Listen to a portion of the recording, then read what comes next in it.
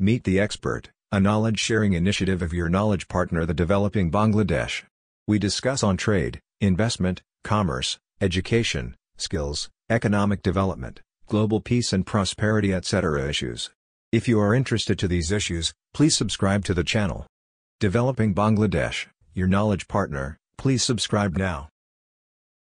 I don't need it, but I need a plumber, a mechanic, an electrician, who can actually perform the job what I do required now in my industry. So if I need a mechanic, if I hire a BSc engineer for a mechanical job, this is his engineering degree is not applying here. So this is wastage of resources. So again, this is another very important topic. Also, you have said the nexus between industry, academia, and original requirement, the demand-driven education was the main campaign of your voice. Today, from your speech, I can only quote, I can only summarize with one sentence, that is, South Asia needs demand-driven education.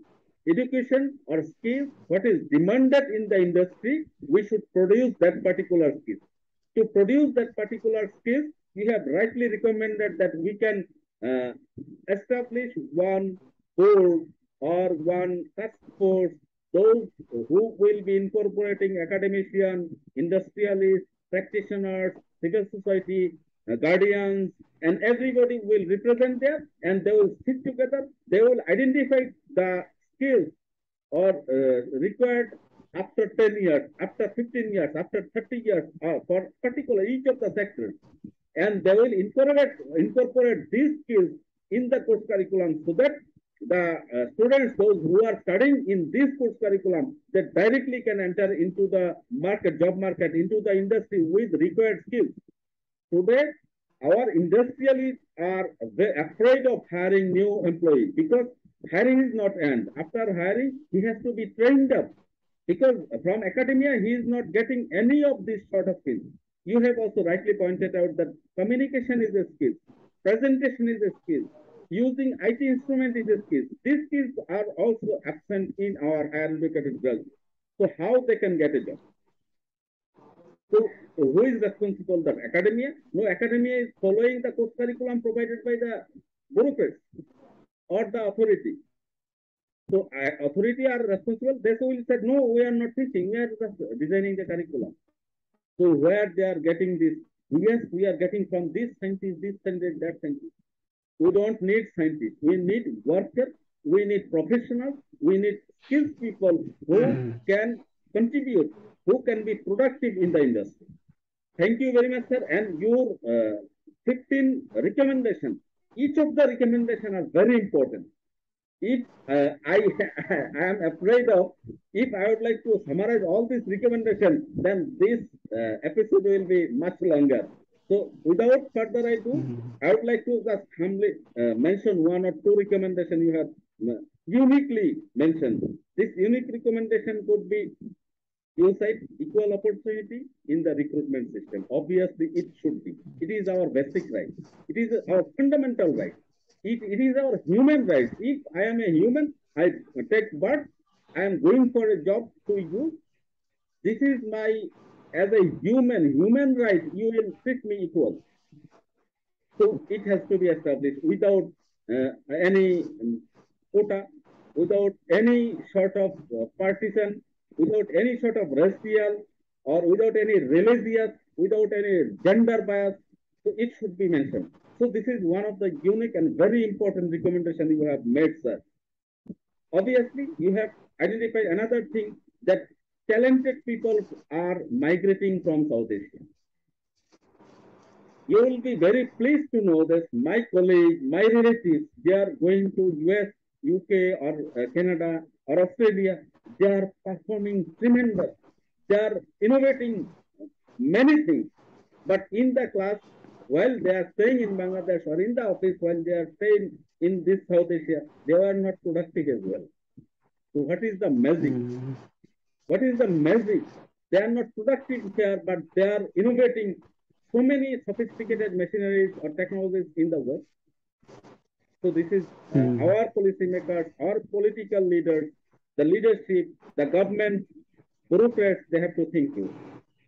And also you have recommended for public-private partnership. You have recommended for another very unique thing, creating job matching platforms. It's required because today industrialists are searching for appropriate skill manpower. They are not getting it. On the other hand, our youth are searching for job like anything. They are not getting a job. So if any platform is there who can match these demanded skills and also the supplied skills, then it will be working. So thank you very much, sir, again. So I'm there after your very comprehensive presentation and the real picture. I have a little question, but my first question would be: there is a gap.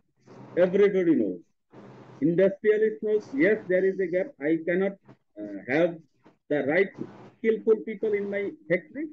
Academicians know, like you. You are a professor, academician, purely academician. You also know there is a gap. Obviously, government or bureaucrats, they also know. Why not this matchmaking is happening, sir? Actually, the problem is that I should say that when there is a will, there is a way. This is the saying.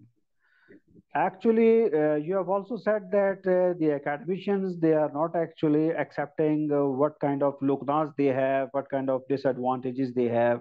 Similarly, the industrialists, they have also some kind of disadvantages in their style of work as well.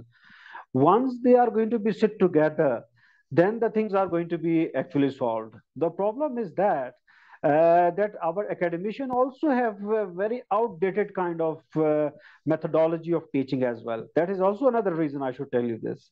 Because, for example, I just tell you this, that I teach one of the subject research methodology. That is one of the very skillful approach.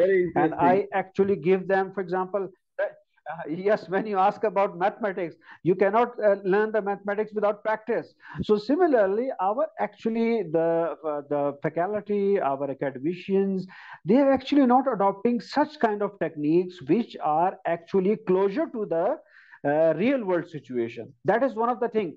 You may be familiar with the term simulation. Simulation is one of the technique of education in which you will create a duplicate environment of the real environment and allow your graduate to sit over there and excel, see, watch, observe what kind of things they are actually doing. So actually there is another problem is that we need to change our education methodology as well. Pedagogical techniques needs to be adjusted according to the requirements of the industry. So I think so that is the best answer of this question.